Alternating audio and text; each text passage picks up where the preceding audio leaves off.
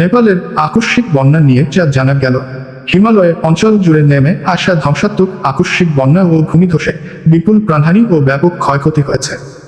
এছাড়াও নেপাল সীমান্তে শত শত বিদেশি পর্যটক সহ বহু মানুষ নিখোঁজ থাকায় পানি নেমে যাওয়ার পর প্রাণহানির সংখ্যা আরও বাড়ার তীব্র আশঙ্কা করা হচ্ছে। প্রাথমিক পর্যবেক্ষণ থেকে জানা গেছে, একটি ভূমিকম্পের কারণে বিশাল ভূমিধস ঘটে, গোটেকুশি নদীর গতিপথ অবরুদ্ধ হয়ে পড়ার পরই এই আকস্মিক বন্যার সৃষ্টি হয়। নেপালের পররাষ্ট্রমন্ত্রী শিশির খানাল সংসদে এ তথ্য জানান। কাঠমান্ডু ভিত্তিক international centre for integrated mountain ডেভেলপমেন্টের একজন বিশেষজ্ঞ জানান, নেপাল অংশে অবস্থিত একটি হিমবাহ থেকে বরফ ও পাথরের মিশ্রণে গঠিত একটি তুষারধস নদীতে পড়ে সাময়িকভাবে প্রবাহ আটকে দেয়। পরবর্তীতে এটি ভেঙে গিয়ে নিম্নাঞ্চলে তীব্র বেগে আকস্মিক পানির প্রবাহ ডেকে আনে। পাহাড় থেকে নেমে আসা শক্তিশালী পাহাড়ি ঢল মুহূর্তের মধ্যে সবকিছু ভাসিয়ে নিয়ে যায়।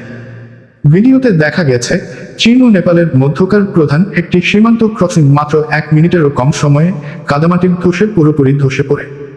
নিরাপদ আশ্রয়ের খোঁজে পালাতে যাওয়া মানুষজন এর সময় পলি ও কাদায় তলিয়ে যান। অন্যদিকে নেপালের রাজধানী কাঠমান্ডু থেকে প্রায় 50 কিলোমিটার উত্তর পশ্চিমে অবস্থিত বিদু শহরের নদীর তীর ভেঙে নদীর পানি প্রবল বেগে শহরে প্রবেশ করে। এতে বহুতল ভবন ধসে পড়ে এবং একটি সেতু নিশ্চিহ্ন হয়ে